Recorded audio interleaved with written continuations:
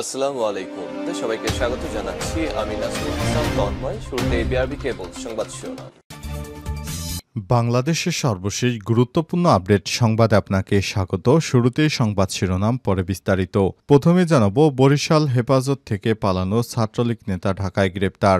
Barishal police হেফাজত থেকে পালিয়ে যাওয়া সাবেক ছাত্রলীগ নেতা খালেদ খান রবিনকে ঢাকার দক্ষিণ খান থেকে বৃহস্পতিবার গ্রেপ্তার করেছে মহানগর গোয়েন্দা পুলিশ। এর আগে বুধবার বরিশাল শেরেবাংলা মেডিকেল কলেজ হাসপাতাল থেকে চিকিৎসাধীন অবস্থায় পালিয়ে যায় রবিন। ছাত্রলীগ নেতা রবিন পালিয়ে যাওয়ার ঘটনায় বুধবার রাতে 4 পুলিশ সদস্যকে প্রত্যাহার করা হয়েছে। তারা হলেন স্টিমারঘাট ফাঁড়ির ইনচার্জ রেজা, এটিএসআই মাহবুব ও 2 কনস্টেবল। সংবাদ প্রথমেই জানাবো, ফিলিস্তিনিদের 600 ঘরবাড়ি গুঁড়িয়ে দিল ইসরায়েল। ফিলিস্তিনিদের অধিকৃত পশ্চিম তীরের জেনিন শরণার্থী শিবিরে ইসরায়েলি সেনাবাহিনীর অভিযানে টানা 114তম দিনে অব্যাহত রয়েছে। চলমান এই আগ্রাসনে পর্যন্ত 600টি ঘরবাড়ি সম্পূর্ণ ধ্বংস করে দিয়েছে। আজ আল জাজিরার প্রতিবেদনে ইরানি বার্তা সংস্থা ইরনা এই সংবাদ জানিয়েছে। এরপর জানাবো, ভারতীয় নিরাপত্তা বাহিনীর অভিযানে 31 মাওবাদী বিদ্রোহী নিহত। ভারতের নকশাল বিদ্রোহীদের নির্মূলে সবথেকে বড় অভিযান পরিচালনা করেছে ভারতের সেনাবাহিনী। 3 সপ্তাহ ধরে চলমান অভিযানে নিহত হয়েছে 31 জন মাওবাদী বিদ্রোহী। আজ এই খবর জানিয়েছে সংবাদ মাধ্যম CNN। এদিকে ভারতীয় মুসলিম নারী সেনা কর্মকর্তাকে বিজেপি মন্ত্রীর অশ্লীল কটূক্তি সুপ্রিম কোর্ট নির্দেশ দিল মামলা করতে। ভারতের মুসলিমদের প্রতি বিজেপি তথা মোদী সরকারের চরম ঘৃণা আর বিদ্বেষের জ্বলন্ত প্রমাণ আবারও সামনে এলো। মোদী তার ড্যামেজ কন্ট্রোলের জন্য সংখ্যালঘু কার্ড ব্যবহার করে অপারেশন সিঁদুরের ব্যাপারে যে মুসলিম নারী সেনা কর্মকর্তাকে দিয়ে নিয়মিত ব্রিফ করেছেন, সেই কর্নেল সোফিয়া কুরেশিকে এখন বিজেপির টার্গেটে পরিণত করেছে। জানাবো, ইমরান খান গোপন চুক্তিতে রাজি, অস্বীকার পিটিআইয়ের। Pakistan Tehreek Insaf PTI chairman barrister Gohar Ali Khan রাজনৈতিক সংকট নিরসনে সংলাপের প্রয়োজনীয়তার উপর গুরুত্ব আরোপ করেছেন। তিনি বলেছেন, সব রাজনৈতিক বিষয় আলোচনার মাধ্যমে সমাধান হওয়া উচিত। তিনি দৃঢ়ভাবে বলেছেন, পিটিআই প্রতিষ্ঠাতা ইমরান খানের সঙ্গে জড়িয়ে কোনো গোপন চুক্তির খবর ভিত্তিহীন। প্রথমে জানাবো, বরিশাল হেফাজত থেকে পালানো ছাত্রলীগ নেতা ঢাকায় গ্রেপ্তার। বরিশাল পুলিশ হেফাজত থেকে পালিয়ে যাওয়া সাবেক ছাত্রলীগ নেতা খালেদ খান রবিনকে ঢাকার দক্ষিণ খান থেকে বৃহস্পতিবার গ্রেপ্তার করেছে মহানগর গোয়েন্দা পুলিশ। এর আগে বুধবার বরিশাল শেরেবাংলা মেডিকেল কলেজ হাসপাতাল থেকে চিকিৎসাধীন অবস্থায় পালিয়ে যায় রবিন। ছাত্রলীগ নেতা রবিন পালিয়ে যাওয়ার ঘটনায় বুধবার রাতে 4 পুলিশ সদস্যকে প্রত্যাহার করা হয়েছে। তারা হলেন স্টিমারঘাট ফাঁড়ির ইনচার্জ রেজা, এটিএসআই মাহবুব ও 2 কনস্টেবল। পটুয়াখালী বিজ্ঞান ও প্রযুক্তি বিশ্ববিদ্যালয় ছাত্রলীগের সাবেক সাংগঠনিক সম্পাদক ও খালেদ খান রবিন বিশ্ববিদ্যালয় এলাকার বরিশাল সদর উপজেলা চরাইচা গ্রামের বাসিন্দা। এছাড়াও বরিশাল সদর উপজেলা ছাত্রলীগের সাবেক সম্পাদক আশিকুর রহমান সুজনের ক্যাডার হিসেবে পরিচিত। ছাত্রলীগ নেতা খালেদ খান রবিনকে ছাত্রদলের নেতাকর্মীরা মারধর করে পুলিশে সোপর্দ করে পর পুলিশ হেফাজত থেকে পালিয়ে যায় রবিন। এর আগে গত মাসে রূপাতলীতে রবিনকে আটক করে স্থানীয়রা। সে সময় সাব ইন্সপেক্টর মাজেদ রবিনকে তার সোর্স পরিচয় দিয়ে পালিয়ে যেতে সাহায্য করে।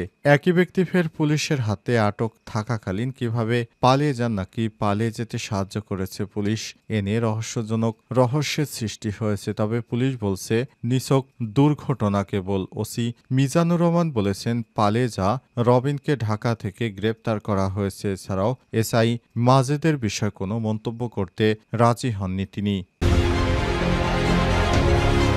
ফিলিস্তিনিদের 600 ঘরবাড়ি গুঁড়িয়ে দিল ইসরায়েল। ফিলিস্তিনের অধিকৃত পশ্চিম তীরে জেনিন শরণার্থী শিবিরে ইসরায়েলি সেনাবাহিনীর অভিযানে টানা 114তম দিনে অব্যাহত রয়েছে। চলমান এই আগ্রাসনে এখন পর্যন্ত 600টি ঘরবাড়ি সম্পূর্ণ ধ্বংস করা হয়েছে। আজ ফিলিস্তিনি সূত্রের বরাতে এক প্রতিবেদনে তথ্য জানিয়েছে ইরানি বার্তা সংস্থা ইরনা। ফিলিস্তিনি বার্তা সংস্থা ওয়াফা জানিয়েছে, জেনিনে ইসরায়েলি সামরিক তৎপরতা একটানা চলছে।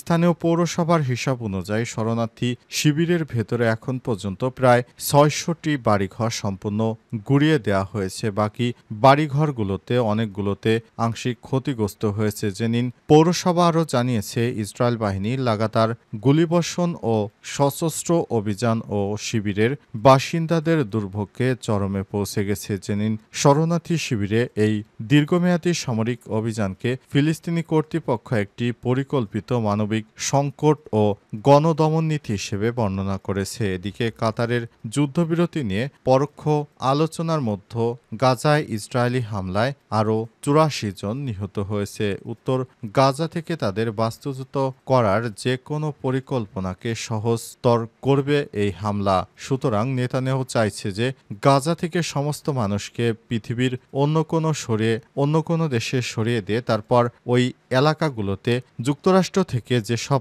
ইহুদি আছে তাদেরকে গাজায় পুনরায় বসতি স্থাপন করা। নেতানিয়াহুর এই স্বপ্ন দীর্ঘদিনের। আজ তার মন্ত্রিসভায় তার স্বপ্নের বিষয়টি ব্যাখ্যা করেছেন।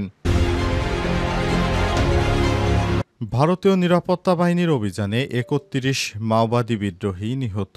ভারতের নকশাল বিদ্রোহীদের নির্মূলে সবথেকে বড় অভিযান পরিচালনা করেছে ভারতীয় নিরাপত্তা বাহিনী। ৩ সপ্তাহ ধরে চালানো অভিযানে নিহত হয়েছে ৩১ জন মাওবাদী। বৃহস্পতিবার এই খবর জানিয়েছে সংবাদ মাধ্যম CNN।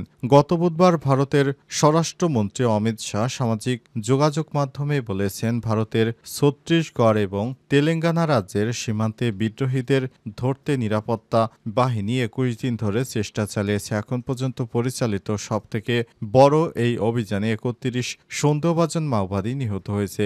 এই অভিযানকে ঐতিহাসিক সাফল্য উল্লেখ করে অমিত শাহ বলেছেন, একসময় লাল সন্ত্রাস দ্বারা শাসিত এই পাহাড় এখন গর্বের সঙ্গে ত্রিবর্ণ পতাকা উঠছে। কারেগুট্টুলুর পাহাড়গুলো একাধিক নকশাল এবং সংগঠনের ঐক্যবদ্ধ সদর দপ্তর ছিল। এখানে বিদ্রোহীদের অস্ত্র ও কৌশলগত প্রশিক্ষণ প্রদান করা হতো। এদিকে স্বরাষ্ট্র মন্ত্রণালয়ের এক বিবৃতিতে বলা হয়েছে, এই অভিযানে এখন পর্যন্ত মোট ২১৪টি নকশাল আস্তানা এবং বাংকার ধ্বংস করা হয়েছে। ১৯৬৭ সালে মুষ্টিমেয় গ্রামবাসী তাদের সমস্ত প্রভুদের বিরুদ্ধে বিদ্রোহ করার পর থেকে ১২,০০০-এর বেশি বিদ্রোহী সৈন্য এবং বেসামরিক নাগরিক নিহত হয়। ২০০০ সালের মাঝামাঝি সময়ে আনুমানিক ১৫ থেকে ২০,০০০ যোদ্ধা নিয়ে বিদ্রোহীরা এই এলাকায় প্রায় ১/৩ নিয়ন্ত্রণে নেয়। নিরাপত্তা বাহিনী মার্চ মাসে ৩০ জন এবং ফেব্রুয়ারি মাসে আরও ৩১ জন মাওবাদীকে হত্যা করেছে। ভারতীয় মুসলিম নারী সেনা কর্মকর্তাকে বিজেপি মন্ত্রীর অশ্লীল কটূক্তি মামলার নির্দেশ দিল সুপ্রিম কোর্ট। ভারতের মুসলিমদের প্রতি বিজেপি তথা মোদী সরকারের চরম ঘৃণা আর বিদ্বেষের জ্বলন্ত প্রমাণ আবারও সামনে এলো। মোদী তার ড্যামেজ কন্ট্রোলের জন্য সংখ্যালঘু কার্ড ব্যবহার করে অপারেশন সিঁদুরের ব্যাপারে যে মুসলিম নারী সেনা কর্মকর্তাকে দিয়ে নিয়মিত ব্রিফ করেছেন সে কর্নেল সোফিয়া কুরেশি এখন বিজেপির টার্গেট। এই ভারতীয় মুসলিম নারী সেনা কর্মকর্তাকে নিয়ে বিজেপির মন্ত্রী বিজয় শাহ অশ্লীল কটূক্তি করেছেন। কর্নেল সোফিয়া কুরেশিকে সন্ত্রাসীদের বোন আখ্যা দিয়ে মধ্যপ্রদেশের উপজাতি কল্যাণমন্ত্রী বিজয় শাহ বলেছেন, আমাদের হিন্দু ভাইদের যেসব সন্ত্রাসীরা বিবস্ত্র করে পেহেলগামে হত্যা করেছিল, মোদিজি সেই সন্ত্রাসীদেরকেই তার বোনকে পাঠিয়ে ওদের উলঙ্গ করে শিক্ষা দিয়েছে। বিজেপির মন্ত্রীর এই মুসলিম বিদ্বেষী কুরুচিপূর্ণ মন্তব্য এখন সোশ্যাল মিডিয়ায় রীতিমতো ভাইরাল হয়েছে। তার এই বক্তব্যকে কট্টরপন্থী অনেক হিন্দু সমর্থন করে সোশ্যাল মিডিয়ায় পোস্টও দিচ্ছেন। তবে কংগ্রেস সহ বিভিন্ন রাজনৈতিক দলের নেতা, ইউটিউবার ও সাংবাদিক সহ অনেকেই এর তীব্র সমালোচনা করেছেন। তারা এই বক্তব্যের ব্যাপারে সরকারের কাছে ব্যাখ্যা চাওয়ার পাশাপাশি বিজয় শাহকে মন্ত্রীর পদ থেকে বহিষ্কারের দাবি করেছেন। বিজয় শাহ একজন কট্টরপন্থী হিন্দুত্ববাদী। তাকে এই ধরনের সেনাবাহিনী সম্পর্কে এই ধরনের মন্তব্য করার কারণে সুপ্রিম কোর্টের পক্ষ থেকে বলা হয়েছে তার বিরুদ্ধে মামলা দায়ের করার জন্য। সেনাবাহিনীকে বলা হয়েছে তার বিরুদ্ধে যেন মামলা দায়ের করা হয়। কেন একজন সেনাবাহিনীর এই কর্নেল পর্যায়ের কর্মকর্তাকে নিয়ে এমন কুরুচিপূর্ণ মন্তব্য করবে?